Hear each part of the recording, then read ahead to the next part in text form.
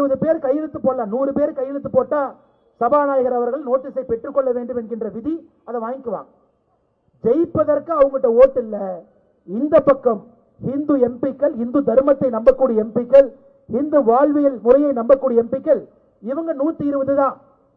ஆனா அந்த பக்கம் 400 பேர் இருக்கிறாங்க. 543ல 120 தான். அது எந்த காலத்திலும் இல்லை. ஆனா எதற்காக இந்த 120 பேர் கையெழுத்து போட்டிருப்பாங்க? நான் ஒரு திமுக எம்பி கிட்ட கேட்டேன், இந்த கையெழுத்து போட்ட ஒரு எம்பி கிட்ட, எதுக்குன்னு கையெழுத்து போட்டீங்க? விமான நிலையத்தில் எங்கிட்ட மாட்டினார், டெல்லி விமான நிலையத்தில். அவர் சொன்னாரு, பிரதர் இதெல்லாம் கண்டுக்காதீங்க பிரதர், இந்த மைனாரிட்டி ஓட்டு கொஞ்சம் விஜய் எல்லாம் வந்ததுக்கு அப்புறம் இந்த பக்கம் அந்த பக்கம் எல்லாம் போற மாதிரி இருக்கு. நாங்க இந்த மாதிரி டிராமா கீமா பண்ணி 100% எங்க பக்கம் வச்சுக்கிட்டா தான் கொஞ்சம் 1 ஓட்டு 2 ஓட்டுனாச்சும் வர முடியும். யோ, நீ அரசியல் திட்டத்தை போட்டுக்க, நீ ரூம்குள்ள என்னவோ போட்டுக்க, உனக்கு மைனாரிட்டி ஓட்டு வேணுமா நீ போட்டுக்க, உனக்கு விஜய் வேணுமா வச்சுக்க, வேண்டாட்டி வீடு, அது உன் பிரச்சனை. இந்து தர்மத்தை, இந்து மக்களை எதற்காக உணர்வுகளை புண்படுத்துகின்றீர்கள் என்பதுதான் நம்ம கேள்வி. இது கோயிலுக்கு சொந்தம் இல்ல, இது சர்வே ஸ்டோனு, முருகன் அவர்களுக்கு 2 மனைவி, இது மதசார்பற்ற நாள், இப்படியெல்லாம் எதுக்கு பேசுறீங்க? அதனால் நண்பர்களை நன்றாக புரிந்து கொள்ள வேண்டும். இன்னைக்கு சில பேர் தனியா வருவாங்க. இல்லைங்க, கட்சி சொன்னாங்க, அண்ணன் வைத்திலிங்கம் அவர்கள் எனக்கு தெரிஞ்சு முதல்ல உங்ககிட்ட வருவார். எங்க ஆல் இந்தியால சொன்னாங்க, கையெழுத்து போட சொன்னாங்க, தெரியாம போட்டேன். அந்த கையெழுத்து போட்டதற்கு ஐயா GR சுவாமிநாதன் அவர்களுக்கு பதவி இறக்குவதில்லை, கையெழுத்து போட்ட எம்பிக்களை பதவி இறக்கணும். நல்லா நான் வச்சுக்கேன். அதனால இவங்க ஒரு தமிழ் படத்துல சொல்லுவாங்க, நான் நட்டுல வச்சேன் நினைச்சியா லட்டுல வச்சேன் அப்படிங்கிற மாதிரி. நாம் நன்றாக புரிந்து கொள்ள வேண்டும். GR சுவாமிநாதன் அவர்களுடைய பதவியிலிருந்து இறக்குவதற்காக கையெழுத்து போடல, உங்களை உங்கள் பதவியிலிருந்து இறக்குவதற்காக நீங்க கையெழுத்து போட்டுக்கிட்டீங்க அப்படிங்கிறது அவர்களுக்கு தெரியும். அதனால அன்பு சொந்தங்களே, 2026 அது புதுச்சேரி மாநிலமாக இருக்கட்டும், 2026 தமிழகமாக இருக்கட்டும், ஓட்டு போடுவதற்கு முன்பு நம்முடைய தர்மத்தை இவங்க பாதுகாப்பாங்களா? நம்முடைய மூதாதையர்கள் காலத்திலிருந்து நம்ம காலம், அடுத்து நம்முடைய சந்ததியர் காலத்துக்கு இந்த தர்மம் போகணும், உறுதுணையாக இருப்பார்களா? உச்ச நீதிமன்றத்தினுடைய தீர்ப்பையே உங்களுக்கு மதிக்க தெரியல, சாதாரண மனிதன் நானும் நீங்களும் போகும்போது நம்மளை மதிப்பாங்களா? அதனால தமிழ்நாட்டில் பாத்தீங்கன்னா அண்ணன் KKSSR இருக்காருங்க, அமைச்சர். ஒரு பெண்ணு பெட்டிஷன் கொடுத்தாங்கன்னா அந்த பெட்டிஷனை மடிச்சு டம்னு தலையில் அடிப்பார். இன்னொரு அண்ணன் பொன்முடி இருக்காரு, மேடையில் ஏறி மைக் எடுத்து, இல்ல ஓசியில தானே பஸ்ல போனீங்க, ஓசி தானே அப்படிம்பார். இன்னொரு அமைச்சர் மேடையில், இந்த மேடையில் எத்தனை பேர் எஸ்சி சமுதாயம் கை தூக்குங்க, எஸ்சி சமுதாயம் கை தூக்குங்க, ஜாதியை கொச்சைப்படுத்தி இன்னொரு அமைச்சர் பேசுவாங்க. இவர்கள் யாருக்குமே மன்னிப்பு கிடையாது. ஜாதியை வச்சு நம்மளை பிரிக்கிறவங்க, ஒரு செயலுக்காக போனோம்னா நம்ம தலைய டம்னு தட்டுறவங்க. நன்றாக புரிந்து கொள்ள வேண்டும், இவர்களுக்கு மன்னிப்பு இல்லை. புதுச்சேரியினுடைய எம்பிக்கு மன்னிப்பு இல்லை. புதுச்சேரியினுடைய எம்பி 2029 வீட்டுக்கு அனுப்புங்க. தமிழகத்தினுடைய அரசு 2026 வீட்டுக்கு அனுப்புங்க. புதுச்சேரியில் நிற்கக்கூடிய எந்த எம்எல்ஏவும் இந்து தர்மத்துக்கு எதிராக பேசியிருக்கின்றார்கள், செயல்பட்டிருக்கின்றார்கள், குரல் கொடுத்திருக்கின்றார்கள். கையெழுத்து போட்டது மட்டும் இல்லைங்க, கையெழுத்து போடுற இடத்துல நின்ன அப்படின்னாலும் தூக்கிடுங்க. கல்லு கடையில கல்லு குடிப்பது முக்கியம் இல்ல, மரத்துக்கு கீழே நின்னினாலும் தூக்குவன். தமிழ்நாட்டில் கல்லு குடிங்கன்னு நாம சொல்றோம், டாஸ்மார்க்கை மூடிவிட்டு கல்லை குடிக்க வேண்டும் என்று சொல்லுகின்றோம்.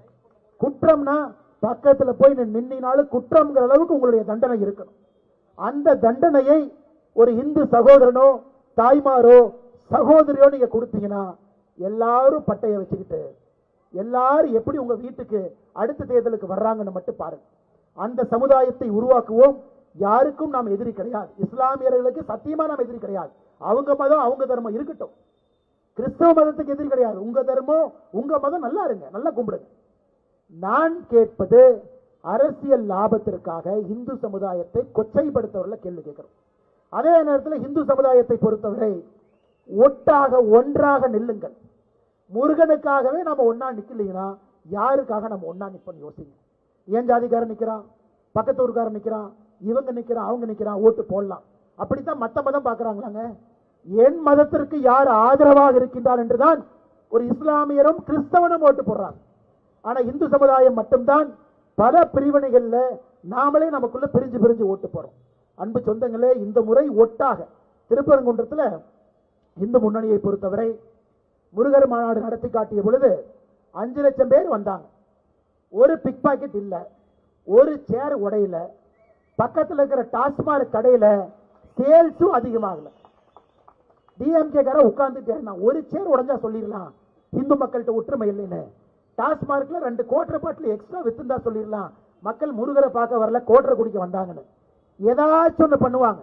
ஏதாச்சும் ஒரு பெண்களுக்கு பிரச்சனை நடந்தா லா அண்ட் ஆர்டர் டிவியில சொல்லுவோம். ஏதாவது ஒரு பிக் பாக்கெட் நடந்தா வந்தவர்கள் எல்லாம் பிக் பாக்கெட்டுக்காரங்கன்னு சொல்லலாம். 5 லட்சம் பேர் வந்து அமைதியா உட்கார்ந்து கந்தசஷ்டி கவசம் பாடி, அதற்காக இன்னைக்கு நடந்த மாதிரியே வந்த மலை நின்று முடிச்சிட்டு குப்பையெல்லாம் சுத்தம் பண்ணி சேரெல்லாம் எடுத்து போட்டு டிஎம்கே காரனே அரண்டு போய் நிற்கிறான். எப்படி இது போன்ற ஒரு இயக்கம் கட்டுக்கோப்பாக இந்து மக்களை வைத்திருக்க முடியும் என்று மறுபடியும் விஷப்பரீட்சை வைத்திருக்கின்றார்கள்.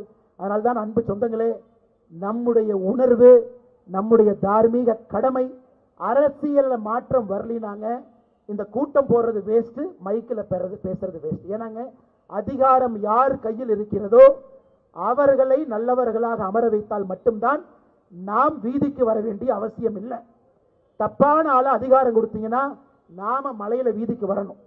ஒரு விநாயகர் ஊர்வலத்துக்கு போராடணும், RSS ஊர்வலத்திற்கு போராடணும், முருகனுக்காக போராடணும், லட்டி சார்ஜில் உதவாங்கணும், கைது செய்யப்படணும், உள்ள போகணும். ஏன்?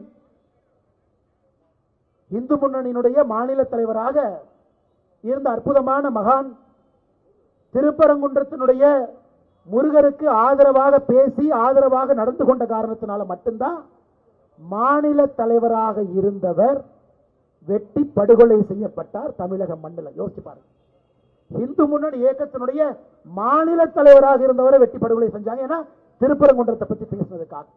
அதனால் மறந்து விடாதீர்கள், மறந்தும் இருந்து விடாதீர்கள்.